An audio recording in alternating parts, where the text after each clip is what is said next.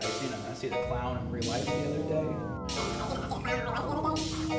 I seen a clown in real life the other day. I seen a clown in real life the other day. I seen a clown in real life the other day. I seen a clown in real life the other day. Bam! Clown car number 7. I think it might be 7 or 8.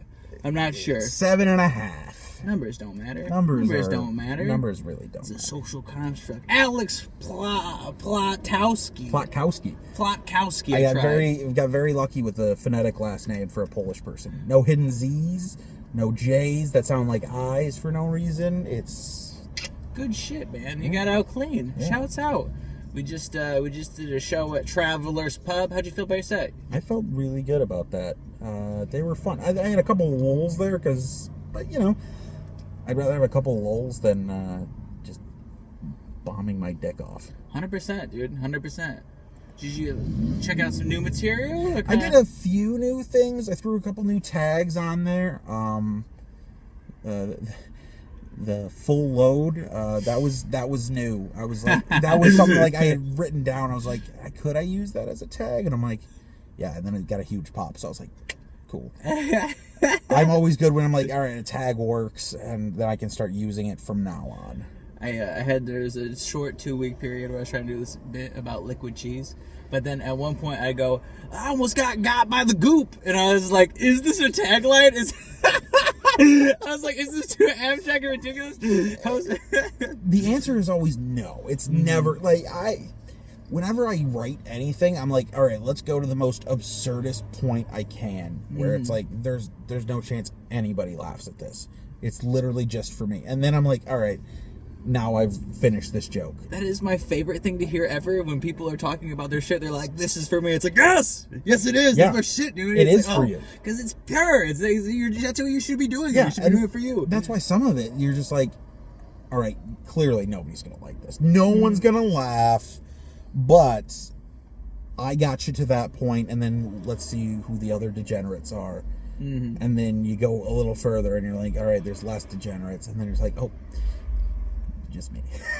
Dude, I feel like I'm constantly in the state of wanting to do like the material that I want to do, but that isn't necessarily as palatable as it should be for a crowd, or I don't stack it as it should be to make it easy for people to hear, because I'm just like, I want to do this shit, and then afterwards I'm like, man, I should have pandered a little bit. Yeah, especially when it's something like new, and you're like, this is so good. This is so good. But then you're thinking about it, like, is anybody actually going to like this?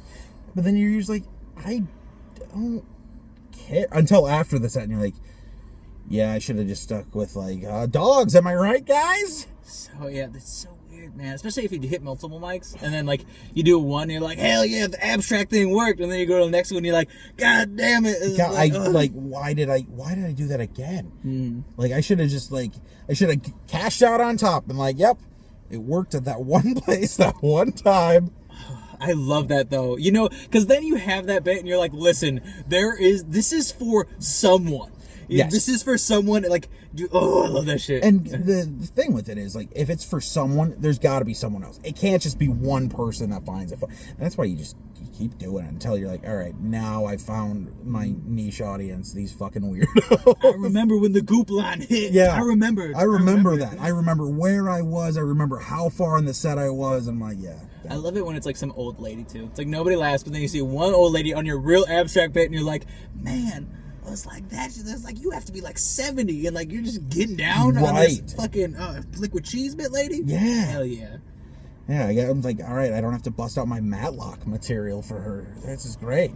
It was very nice to see. We were talking earlier about hosting. Alex, people, he hosts every Tuesday at Tip Top Deluxe Bar and Grill in Grand Rapids. Go check it out. It's one of my favorite mics of all time. I love this. I love my show so much. It's great. It's got a disco ball, bro. Yeah, we have a disco ball and holes in the floor. It's amazing. It's so good. It's so good. But it was nice to see you not host, because I know exactly how it is to be constantly hosting, and you're just like, I have this like analogy, like hosting, like consistently, especially with like your room, it's like you're a dad with a bunch of kids and you're working really hard to make sure that you can provide for your family, and then you come home at night and there's no food left in the fridge. Yeah, you're just like, what am I supposed to... All right, I guess I'm just having a liquid dinner, and it's like, let's just pound some shots off real quick, and it's like, I can't live like that. But at the same time, it's like, you look at the kids, it's like, well, they're all fed. Everybody's happy. The crowd's happy. My comics are happy. I am stressed all to hell, but here's the thing. Paid off. It's like when I have crowd members come up to me after, like, oh man, that was a great show. That was just a great show. I had so much fun. We're going to come out next week. I'm like, all right, cool. It was worth it.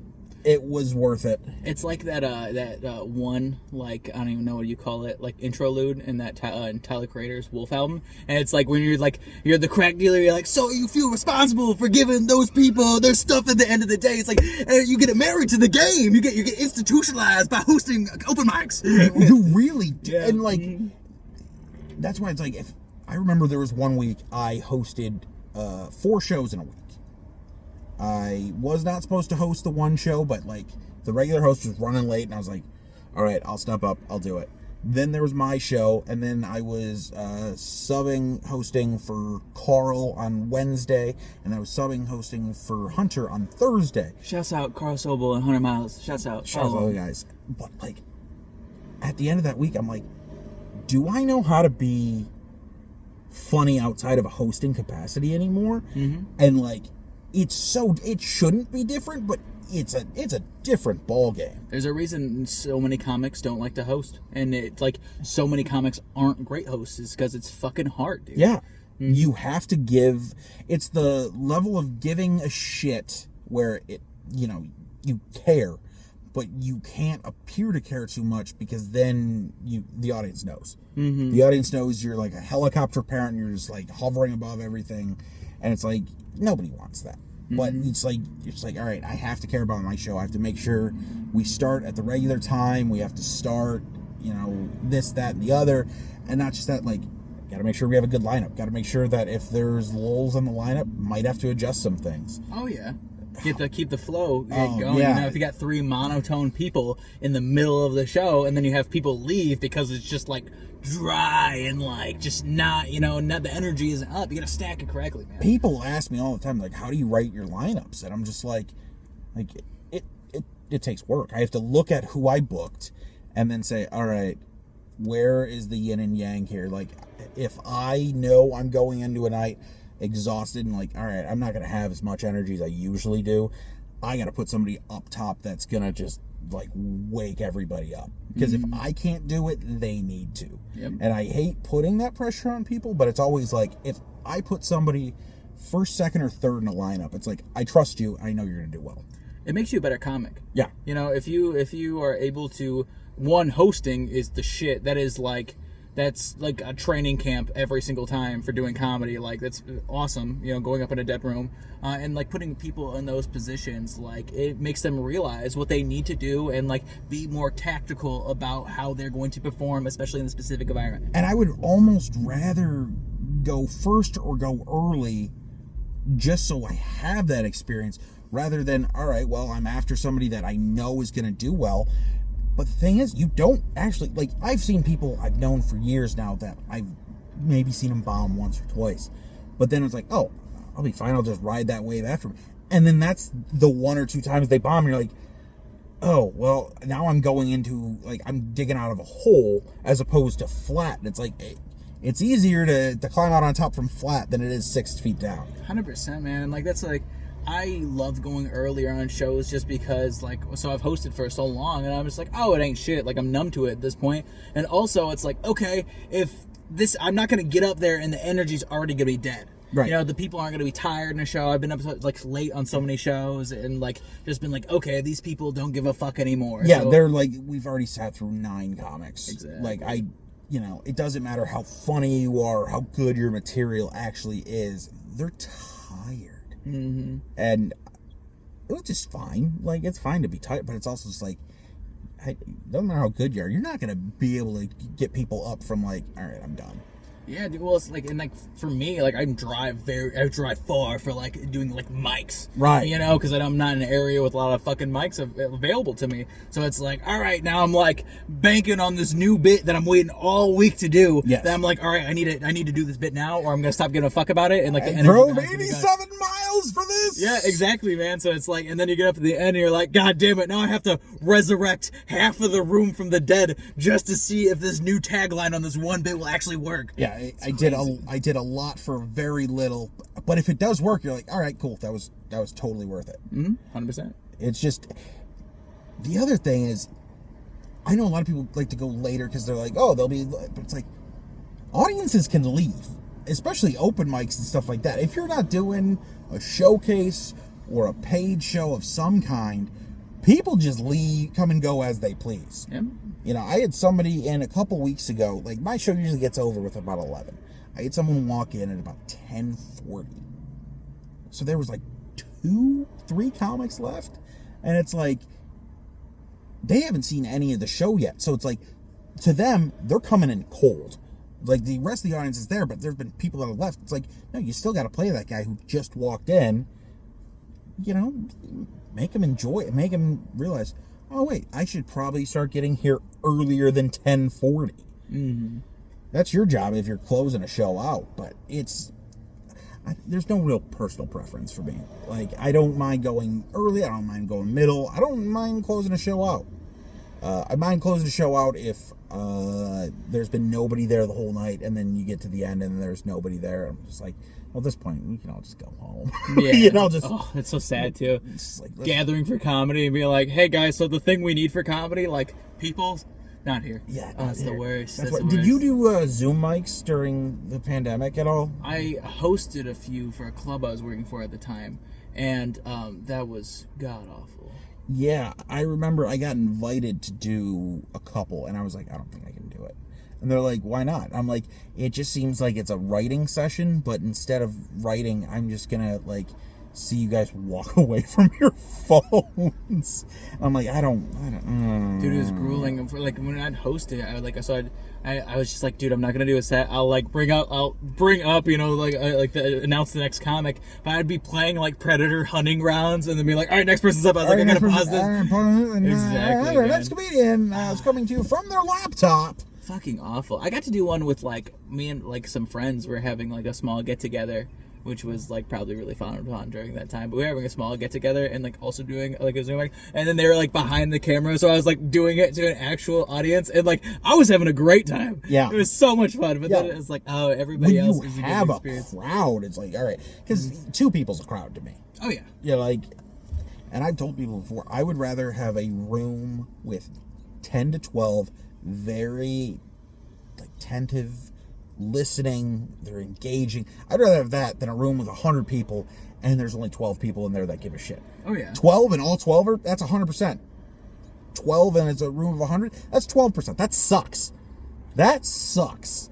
I've seen some headliners have like on a 10 o'clock show only have like 6 people in the crowd, and I've seen it be the best show of the weekend. Yeah. Like, because like especially seasoned comics. Yeah. Like seasoned comics that can do crowd work and get personal with the crowd, like it becomes this different thing rather than like regular fucking comedy. Right. It's so sick, man, and it's just so intimate, and like the people audience, like that's like a way different experience, bro. Right. Yeah. So I've seen that several times. And I'm like, man, it's so odd, you know. Whatever the mood is in the room, man. Yeah. It's so crazy. Yeah. So sensitive. And for me, crowd work should only be for like smaller crowds. I don't like crowd work with big crowds because it's like with big crowds, like if you're trying to do crowd work, other people are going to want to be a part of that too, and then that's when they get starting to chit chat and chirping, and there's like, no, I just wanted to talk to this guy. I don't need everybody and their mother talking to me. But like when it's a small crowd, it's like I don't care because like there's 10 of us here and I hear you, I can see you, like we can do this, we can make this a thing. But like if you got a full room, do your material, do jokes. It's weird, man. I love crowd work so much. Like when other people do it. Like crowd work is not my specialty at all, and it's something that I do want to get better at. Yes. Because what's fucked up about crowd work is that can hit, like, good crowd work hits harder than most written material. Because it's raw. Well, it's so crazy. It's like everybody in that room, in that moment, somehow all at the same time, all understands that this one moment is encapsulated in this moment in time forever, and they're all on board and they all understand exactly what happened. It's so sick. It's so sick and so, like, it's so rough when you're, like, have to do just your material, and somebody that's really good at crowd work is just killing it, just mowing after moment, like, son of a bitch. Yeah, because like that, those are lightning in a bottle type moments where it's like material. It's like, even if it's new, you're like, all right, I have a pretty good idea how this is gonna go. It's either gonna go one way or the other, and we'll see. Crowd work, you have no idea, but like when it hits, oh my god, it's amazing. Mm-hmm. But I do look at it can be a crutch for some people. I definitely know people that they'll slack on the writing or slack on actual material, but they're like lean real heavy. And it's like, that's why it's like, I think being good at crowd work is a plus, but if that's all you got, man, it's like, ugh. Yeah, well, I've seen comics be like headliners, and they'll do 40 minutes of crowd work, and then they get to the end of it, and they're like, yeah, I'm just kind of done. It's like, in comedy, you want to have usually a big finish. There's usually, like, you got, like, your almost best joke at the end most of the time, just to be like, okay, it's weird, like, how those jokes, like, those closing jokes, just like that period on your fucking set, man. Yeah. It's just the punctuation mark, and, like, when people don't have that, but they're amazing at material and can't close it out like that, you're like, damn, it feels unfinished. Yeah, it feels like I've gotten the 3-course meal, but then like the waiter forgot the dessert, and it's like, well, like I'm satisfied. It was great, but like really looking forward to that fucking cheesecake, 100%, man. Something I was gonna say earlier about like people coming in like random parts of shows, like when like I feel like I've been super fortunate that every time I'm at like a mic or like a showcase, and it's kind of like light, like at the beginning, then people start going up, and then I feel like right when I'm about to get up, you get like 10 people that just walk in randomly. Right. Oh my god, I feel like I've been so blessed by that. And it's so rough to think of, like, every time, though, I feel so much guilt for the other comics. Like, you're 3-4 comics in, you're like, fuck, dude, the crowd just completely missed you guys. Yep.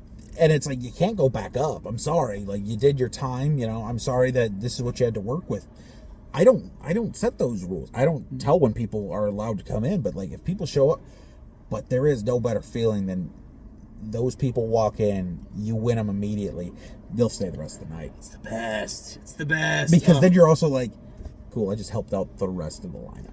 Dude, fucking, well, like, I want to do that tonight when the mullet kid came in. Yeah. I was like, Jared, throw me back up. I got some shit to say about this mullet kid. I summoned him. I said mullet 3 times and he appeared. It's like Beetlejuice. I conjured that white mullet trash kid. Beetlejuice. I've got a mullet bit. It's on my YouTube channel. Watch it if you're watching this. But then after I've done that, I've had mullet children appear, at comedy shows, actually twice on the same road. So yeah, this kid also had a very impressive mullet. Like, it was, like, his dad definitely is killing deer out of season. Like, that's the type of mullet he had. It's funny to think about, like, because he obviously was very close with his dad. Like, this kid was like biker mullet kid. He had literally biker boots, biker, like, fucking bulletproof chest guard fucking thing, Mad Max shit.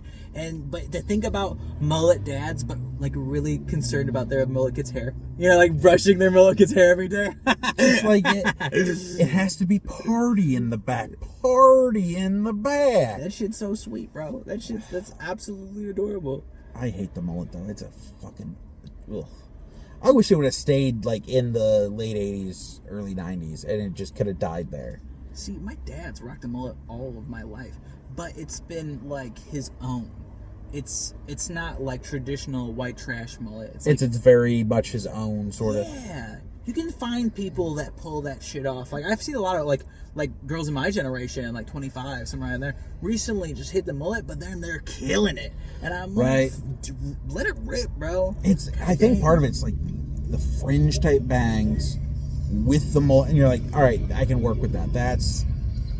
That's all right with me. But like, I see some people and I'm like, you look like 1993 Yamir Yager, and it's just like there's way too much going on. I don't know. Like, I also don't know if I see two of you together, if this is now officially like a clan rally. Like, I don't know. That is rough. Well, especially just like, it's weird how like the specific, I guess every generation probably has their douche attire, but it's just like mullet, Vipers, got the pit Vipers on, you know, like jean shorts, shit like that, and you're just like, God damn it, the tone of everything right now is just changed. Yeah, it's like, I guess everything's cyclical too, but it's like right now we're in a weird mix of like early 90s but also early 2000s have come kind of together, because apparently like Jinko jeans are coming back into fashion, like the real baggy shit. It's not like, those are the ones that aren't like bell bottoms, like parachute bottoms. Right. Damn, that shit's sick. Yeah, like I remember wanting those all the time when I was like in elementary school,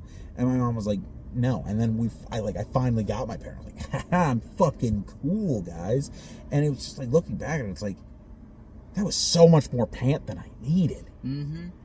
And I can understand why my mom didn't want me to have it. It's just like, you look fucking ridiculous. I thought you were about to like go hard somewhere else with that artwork. And I was like, damn.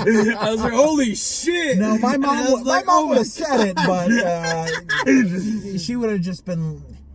My mom watched Mind Demencia with us, so she would have just hit with the dirt to her. Oh my god. She still does that. I love you, Mom, but you still do it. I'm like, should have been left in 2005. That shit's rough, bro. My mom does some shit like that sometimes, and I'm just like, bro, why you gotta do like, this to me? who are you talking to, Mom? What are you doing? She's like, I learned that from you guys. Like, don't put that evil on me. Ooh, 2004 Comedy Central fucking comedy. Oh man, what a time to be alive, though. So crazy. That shit was like wild. Like, looking back, everybody talks about like, oh, you can't do comedy like this way anymore. I was literally thinking about Mind Demencia today. I'm just like, holy shit, man. It's almost like, I'm kind of glad we can't do comedy like that anymore. For sure. Like, that's what was funny for like 5 years. Spike TV.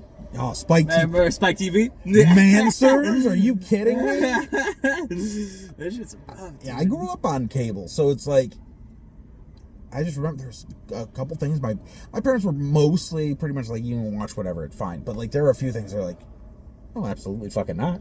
Mm-hmm. Or you'd have to wait for them to go to bed, and then you'd switch over to Spike TV, and then you'd be like, haha, let's watch a Million Ways to Die or whatever. And you're just like, wow, my developing brain is going to go to mush. Dude, it's so fucked up too, because like, have you gone like somewhere, like I went to my granny's house recently, and like they were watching Fox News, and then it was just the commercials came on, and I'm like, dude, my brain is so broken from this format that it's literally pissing me off having to be around like stuff that's just not pure content. It's got like the advertisement on top and everything else like that. I'm like, holy shit, man. Yeah. This is how people lived, and this is mostly how, like you were saying, my brain developed in that era. Yeah, and it's just like, all right, this is what I'm getting. All right, cool.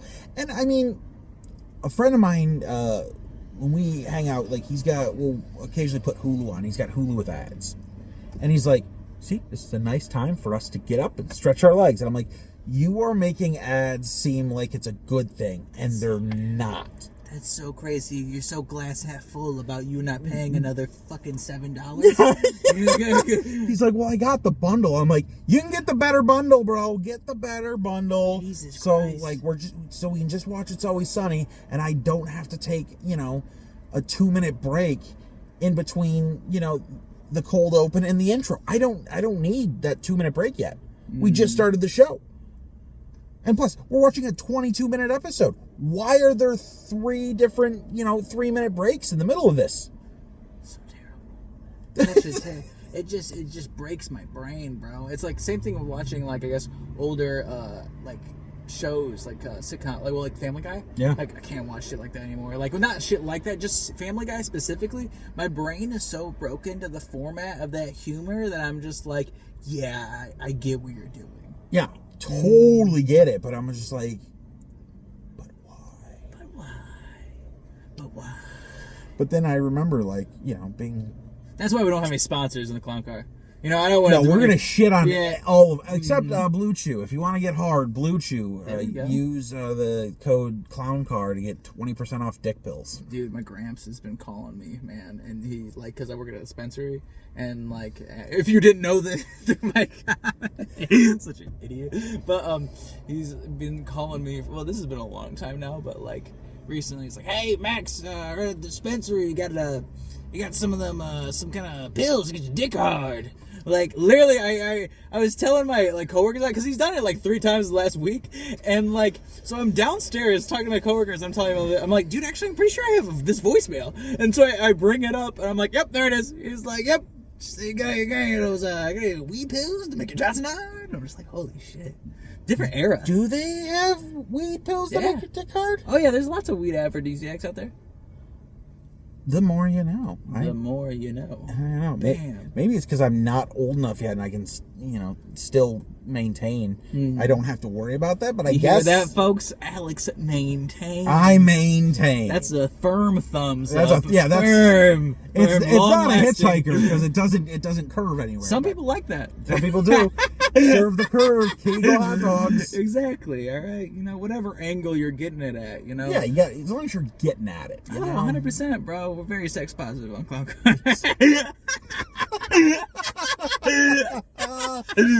Get it, bro. Yeah, that's why there's actually 15 people in this car. It's gonna be an orgy later. Oh, it's gonna be great, dude. Sorry. A clown car orgy? That sounds like such a specific porn category. And you know what? Because Rule 34, it exists. Oh, dude, it'd just be like a clown snake pit. Like, the smells. The smells would just be. I'm hearing the sounds like the chicken, the chicken, the bicycle horn. So good, yeah. And then they just keep on, hitting the actual horn. Oh hell yeah!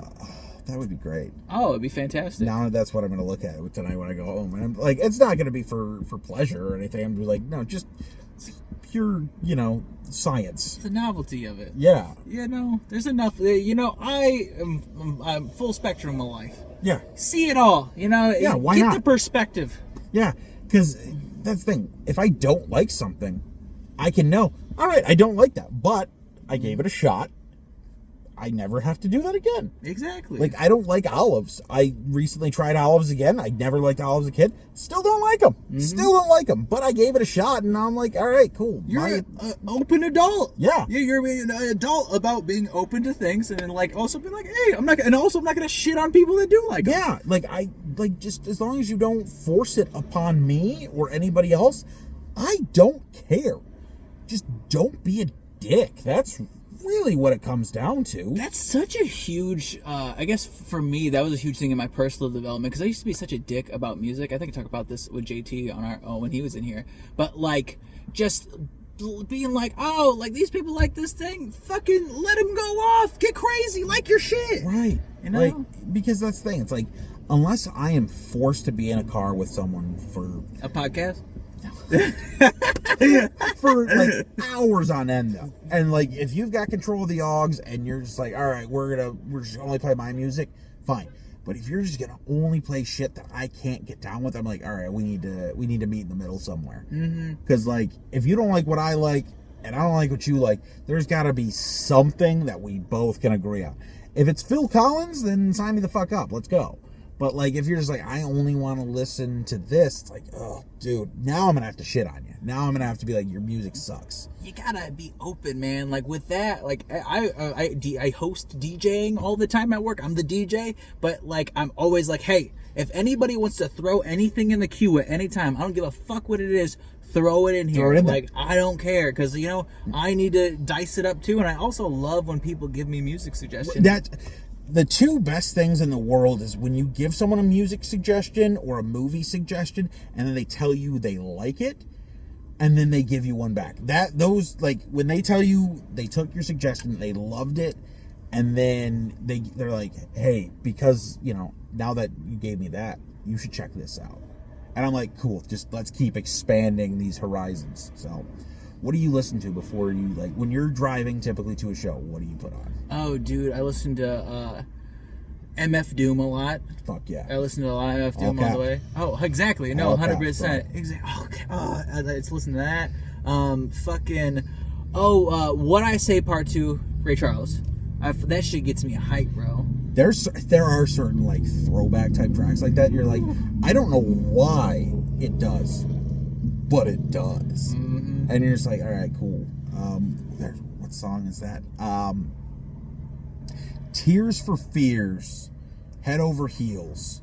That song, from, like that opening piano. Dun, dun, dun, dun, dun. I'm just like, all right, cool. I'm just getting into a mindset, and it works. Don't know why, but I'm like, this song goes. This song goes. I also like to listen to a lot of Run the Jewels because Killer Mike and LP are usually kind of angry, and it's nice for me to get that anger out before I get on stage. Mm-hmm.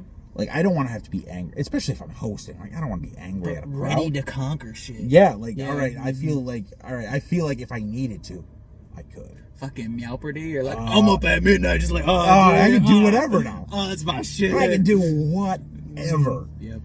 And then leaving a show is different. The mood, like what I listen to on the drive home from a show, completely different. It'll be like, I'll put like folk music on it. Just like listen to like old Bob Dylan or Tom Waits on the drive home. Love me some Tom Waits. Oh, Tom Waits is the best. And I'll just listen to that on the way home. I'm like, all right. Because even if I had a great show, I can be like, I can still reflect on it. I don't need to have, DMX on to reflect. I can just put something else on and be like, all right, cool. We're in it now. Like, you got a good set. Focus on that. Focus on getting home. And then focus on hopefully falling asleep at night. That's it. Fuck yeah, dude. I love that too, because like I love to listen to sad music, man. Or like I love music that makes me feel so much. Like I love like the music that makes me feel triumphant and sad and inspired and like completely crushed all at the same time. Like I love jams like that because it's like for me it is something that can't be quantified quite with words. Yeah. And I'm like, oh, this is this weird different feeling, and it's just like it feels like just stuff that people don't talk about. It's okay to feel feelings, people. Mm-hmm. It's okay. Like that's what music is for. It's like sometimes you can't articulate how you feel, and like you put a song, and you're like, yeah, that's it. That's exactly how I feel right now.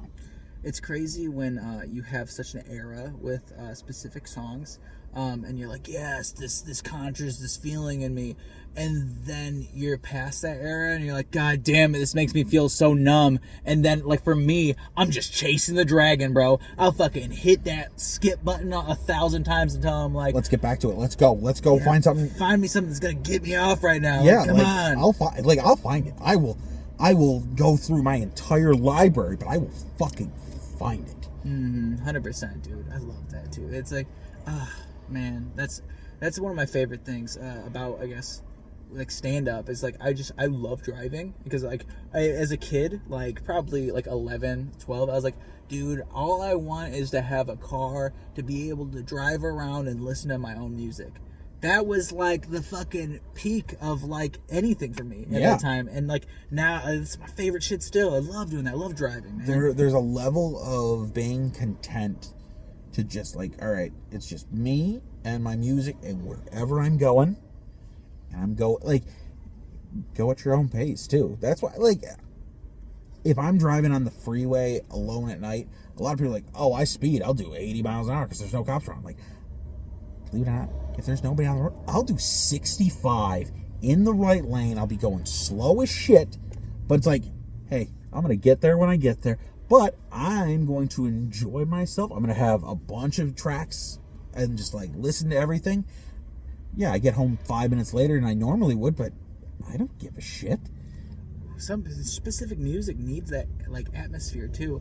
Like if I'm gonna throw on some like weird, eerie, like cyberpunk shit while I'm on the highway by myself and like, I love that shit, dude. When it just fits the tone perfectly, and you're like, yes. Kavinsky's Night Call. Oh, fuck yeah, love Kavinsky. There's certain times you just put that on and go drive, and you're like, Yeah, I'm Ryan Gosling. I'm Dude, cool. you listen to his newer album? The new one that just was It's that, like last summer? yeah, I think it was last time. Yeah. Dude, I was gonna go see him at like that whatever racetrack. That's Ah, I was gonna yeah. go see him, and then I was like, "Fuck!" I decided to do a show for Full House instead for 6 people, and I was like, "I fucking hate everything." I was like, "I should have went and seen Kavinsky." I love Kavinsky, and his new album slapped, bro. Oh, That hurts. That's like that's one of those things you're like, well, it's like this is the dream. You gotta keep chasing the dream. Gotta, but there's like, well, and there are some things you definitely put on hold for that. But I've also learned that like your dream's still gonna be there.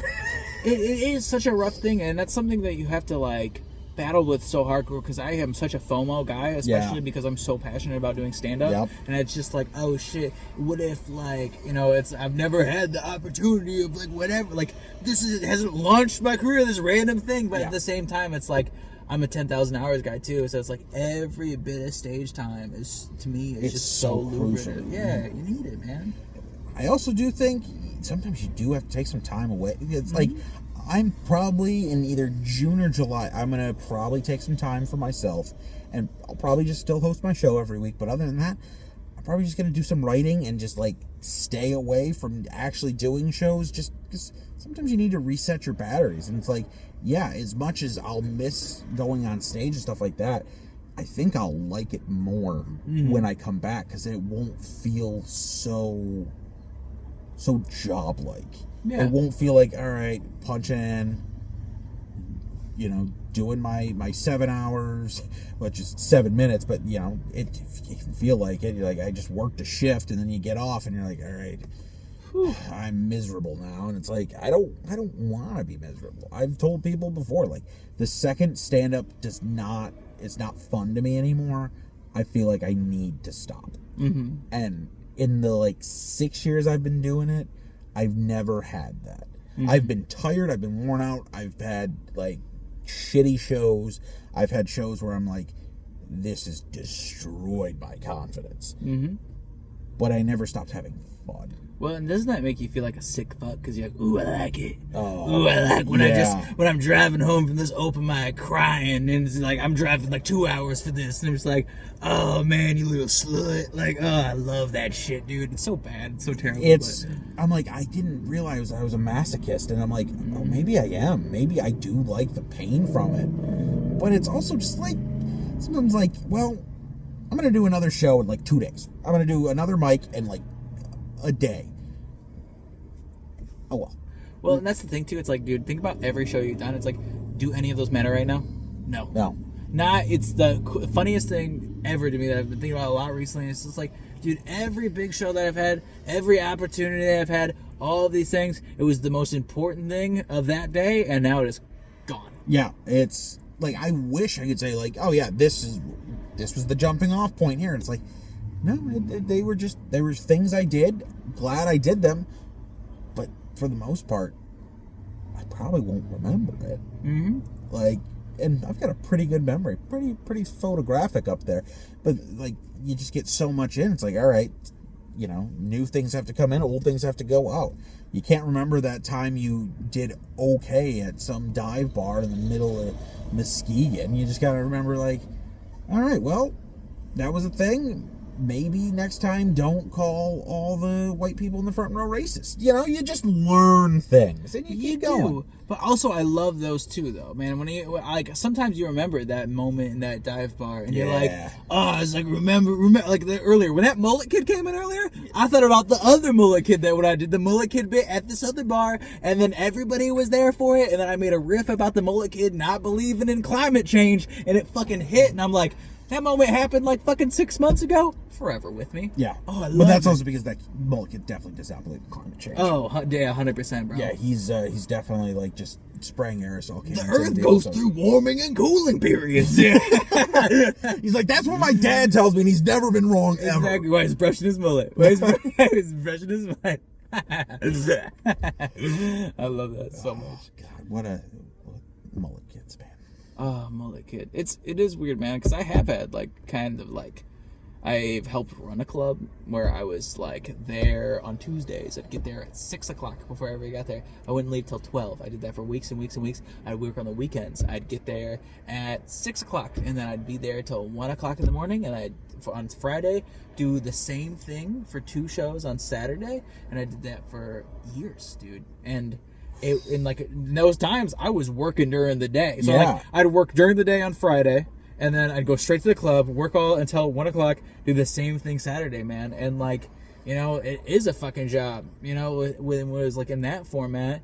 And it's so crazy. It's just like, it's weird. I'm institutionalized. Yeah. You know? Like you're a product of the system now. I just fucking do it, man. You know, like, and now, like, recently, it's like slowed down quite a bit. It's been nice. Yeah. It's been very, very like chill, but like, I still fiend for it, but also then when I get back to it, I realize I'm like, it's like you gotta take a little nap.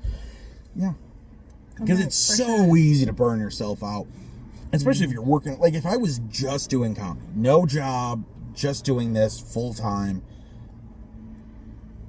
I don't know what it would be like. I would feel like, wow, I have so much extra free time. It's like, well, then I should be doing something with that free time. What do you do? But what do you do? What do you do? This has been like 7 years of our life, Alex. Yeah, like what do I do? My friends are now all comics. Yeah. You know, like it's like, oh shit, and like that's crazy. Yeah. So it's like, yeah, you know, it's good to just relax sometimes. You gotta have a balance with everything, man. Like, but you know, keep it up with the hustle culture, but then also like, you know, especially with material, bro. Like, you know, material, it's not a guarantee that's going to come this week. No. I've sat down for several writing sessions and been like, holy shit, dude, this is just, there's nothing. There's like, I'm like doing it. I'm like trying because like with me, when I write, I just pace around like a crazy person and talk to myself. Yeah. And then like, I'm like, fuck, dude, nothing's coming out of this. Yeah. I don't even like this bit. I'm on this idea that I'm working on for the last 40 minutes. I don't even like it. Yeah. It's like, like, why did I start with it? Why? And then you get discouraged, but then you're like, all right, well, let's get back at it tomorrow. And then you get back tomorrow and you're like, all right, I get not having something for one day, but 2 days in a row, not good. And then you like take a day off. You're like, all right, let's go back to it another day. And then you still, yeah. And then it can be a week, 2 weeks where it's like, you don't know if it's writer's block where you're just like, I don't. Yeah. Do I even know it's funny anymore? Exactly, dude. Like 100%. And like with me, I'm a very emotionally fluctuating person. Like, so like I'm just like, oh, holy shit, did I lose it? Is it gone forever? Right. You know? What happened? Oh God, did I grab that basketball and the fucking aliens from Space Jam took my special? They take my powers they away. Took my powers, bro. It's weird. Yeah. Am I also just like? That's why you don't handshake open micers. Nope. It's always fist bumps only, bro. Fist bumps only. Until you've been doing it a year, you don't get a fucking handshake from me, all right? Exactly, bro. I don't need no rogue from X-Men coming up, absorbing my abilities. That being said, if it is your first time and you introduce yourself to me, please shake my hand so I know you're not a piece of shit. Especially if you're looking like Rogue from X-Men. I'm like, that animated 90s cartoon. If you know, you know. You got that skunk stripe, you know what I'm saying? Oh my God, God bless her. God bless her. I've been looking for a woman like that the rest of my life, and it just ends up turning into old women. That's it. Hey, dude, just kid it, man. They be out here, old ladies, bro. Third thumb. There was a yeah. No dick pills needed. No dick pills needed. Also, old ladies, my gramps. Just kidding. My gramps has a lady friend, which is really funny. Like, because on that voicemail specifically, he's like, "I got a hot one coming tonight." I'm like, bro, you have been, Ethel is 85, Gramps. You have been dating this person for the last 9 months. You know, full term. Well, good thing those. Yikes! Wait a minute. Are you trying to insinuate my gramps is shooting blanks? Oh no, your Gramps probably still firing, but she is probably she's probably barren. Byron. But yeah, it's fine. She'll be fine. She'll be fine. She lived a good life. She probably already has some kids, some grandkids of her own. How are you doing? Barren and fine. Barren and fine. That's the name of a comedy special. That's really funny. That's hilarious. That's Ali Wong's. That's Ali when she does comedy when she's like 7 years old. Barren and Fine. Barren and Fine. Love that. And you're like, wow, this was the best hour I've ever watched. Exactly, 100%. It's so good. Oh, I love that. She's like, let's take a menopause real quick. Hey, that's exactly. I was trying to find a menopause one there. I was searching in my brain. I was like, come on. They're there. They're always there. Oh, 100%. 100%, man. God. Metapuns. Metapuns. Max Tidy, everybody. God damn. Feels good. Feels good. Alex, I appreciate you for hosting. I really do. I love that shit. I love seeing somebody else love and really respect, being a good host, because that means you're a fan of comedy, you're a fan of great comics being great comics, and you're also a fan of your friends having the ability to do their material in a great space. That is the one thing I will say to anybody that's ever like, I want to host a show. First thing you need to know is it's not about you. Mm-hmm. Your name might be on the flyers, your name might be on the posters. You might even name the show after yourself. I've seen it happen. I hate it every time, but I've seen it happen. But it's not about you. Max is open minded. Like, there was a kid that used to host a show at Rockies in downtown Grand Rapids, and his name was Colin. I won't say his last name because I actually do not remember it, but he called that show Colin's Rocky Start. And he basically made every single show all about him. Did way too much time at the beginning, was doing bits in between everybody. And I was just like, you're a terrible fucking host. Gotta be classy. And it's like, I understand why you're not getting a lot of people sign up for it. Because you're not making it about, like, your lineup is what makes your show a good show. I think I do okay as a host. I'm a pretty good host, but Alex Rips is a host. Yeah, good guy. But it's also my job is to make sure that every single person on my lineup has the best chance possible. Mm-hmm. I try to, warm them up early. I try to keep a good flow going, and I just try to keep the room respectful because it's what it's about. If it was about me, then I wouldn't book people. I would just do 60 minutes of comedy every week. I would just be like, all right, let's work out my hour every single week. And nobody would want to see that ever. But like, if I can bring new lineup, it's not about you. There's a line in Ocean's 11. Brad Pitt says to Matt Damon, he's got to love you and then forget you the second you leave his sight. And that's how I feel as a host. You got to make him love you, warm up to you, and then you have to get off stage because it's not about you anymore. It's about whoever you're bringing out. But then because they love you, when they see you again, there's a familiarity. Like, I know this guy. Mm-hmm. I like this guy. I might not remember his name. I might not remember anything he says, but I like him. I'm familiar with him. We're good. And that's the thing too, man. It's just like every comedy show ever is there's an unlimited amount of variables to it to make that show go to shit. Yep. That's how sensitive comedy is, bro. As a host and a person that does comedy every week and like tries to maintain a room, dude, that is the mindset you need to have. Yeah. It's so crazy. It's like comedy is sometimes a temperamental stepdad. Yeah. It's like, if you say, you're like, it can be all great. You guys are fucking playing Call of Duty together and shit. But you say one thing that pisses off Frank, then it goes to shit. It's game over. Yeah, it's game over. Mm-hmm. It's like, there's so many things we can't control, but the things I can control, all right, let's make sure those are tip top. No pun intended. Oh, shit.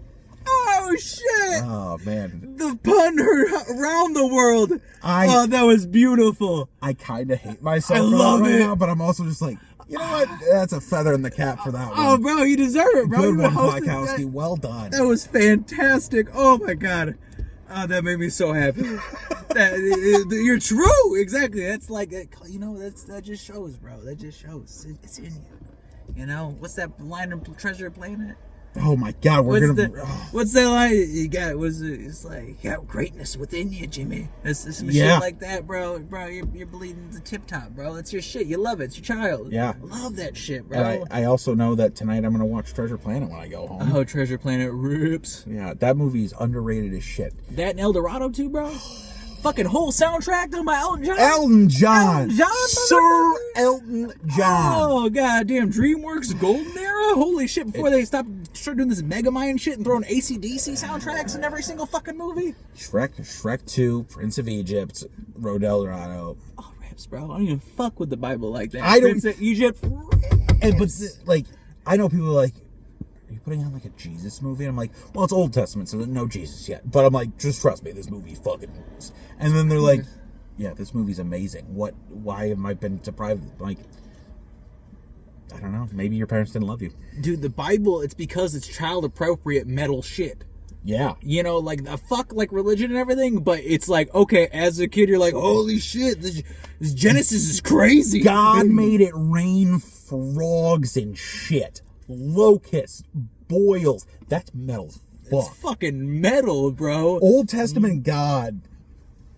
That's just gonna be the clip for this. Old Testament God pause. Hell yeah.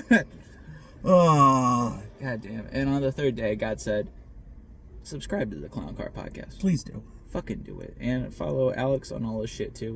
What's your handle? You can follow me on Twitter at probsmagobs. You can follow me on Instagram at Alex the Rock Plotkowski. Fuck yeah, you can. Hell yeah. I'm sure Max will tag it if you. Max is a good guy. I barely know how to function this camera for this podcast. You know what? You're functioning good as shit right now. That's my favorite thing to do. Like just to act like I'm completely like technologically unaware. Like we had a group chat in my work. It's like their new thing. It's like, all right, everybody, we're gonna be in this group chat. And then like the general manager came. He was like, all right, everybody's in the group chat. He was like, except for one person. And then the other manager was like, who? They're like, Max. They're like, holy shit, Max has literally been here 3 days, like before this place opened, and he's not in this bullshit. So I got into the group chat and I just kept on putting, who is this? Oh, that's amazing. Oh, that is top tier level. Just oh goddamn! This is for the abstract bits they could never put on stage. That's why I bring them in the clown car. exactly. This is just stroking myself off here, guys. We talk about Old Testament God Old Testament God. and stroking each other off. Stroking each other off. Fucking two hosts. Just fucking Two hosts. hosting some dicks in a hand. Yeah. What's Two up? hosts, one cup. Two hosts, one cup. Two hosts, one Buick Lucerne. Oh, it's a listener now. Ooh, wireless caller. At 9:56. I wonder if it's Jared. Let's see. It's coming from